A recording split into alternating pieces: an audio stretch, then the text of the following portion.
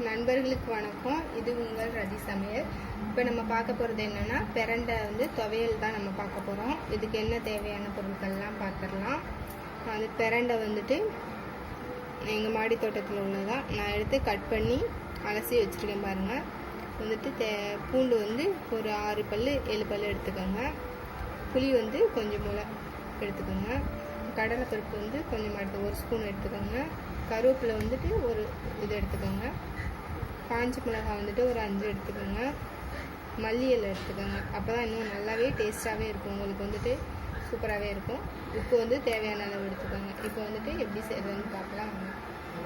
இப்போ வந்துட்டு ஸ்டவ் பற்ற வச்சிடலாம். கடாய் வந்துட்டு நல்லாவே காஞ்சிடுச்சு. இப்போ வந்துட்டு எண்ணெய் சேர்த்துக்கலாம். எண்ணெய் வந்துட்டு ஒரு 2 ஸ்பூன் அளவுக்கு விடுங்க.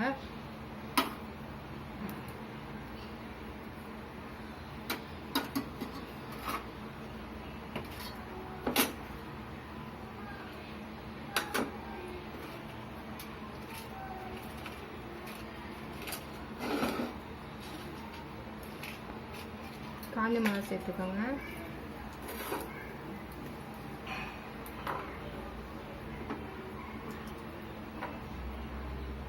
பூண்டு சேர்த்துக்கோங்க. இது கூடயே பிரண்டை சேர்த்துக்கோங்க.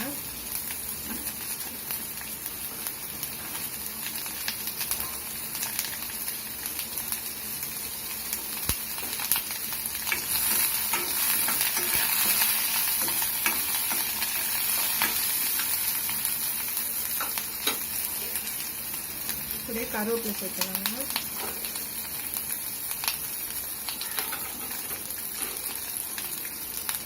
மல்லி இலை,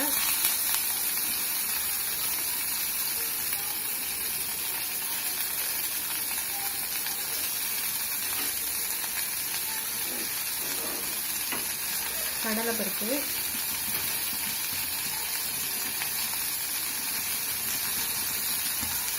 தேவையான அளவு உப்பு சேர்த்துக்கோங்க. அதான் ஃப்ரெண்ட்ஸ், இதை வந்துட்டு நல்லா வந்துட்டு வதக்கிடணும். ஒரு மீடியம் ஃப்ளேவரில் வச்சுட்டு வந்துட்டு நல்லா வதக்கிடுங்க. கொஞ்சம் வதங்கினதுக்கப்புறம் புளி சேர்த்துக்கோங்க. புளி சேர்த்து அரைச்சிடலாம். அவ்வளோதான். இது வந்துட்டு இப்போ நல்லா வதங்கட்டும், வெயிட் பண்ணலாம். இது கூட வந்து புளி சேர்த்துக்கோங்க ஃப்ரெண்ட்ஸ். உங்களுக்கு வந்து காரம் அதிகமாக இருக்குன்னு தோணுச்சுன்னா வந்துட்டு நீங்கள் மிளகாயை வந்து எடுத்து வச்சுட்டு கூட நீங்கள் வந்து அப்புறம் அரைச்சிக்கலாம்.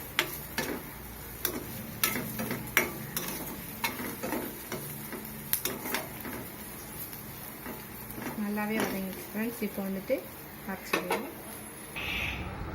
பாருங்கள் ஃப்ரெண்ட்ஸ், பிரண்டை துவையல் வந்து ரெடி ஆகிடுச்சு. ரொம்பவே சூப்பராக வந்திருக்கு.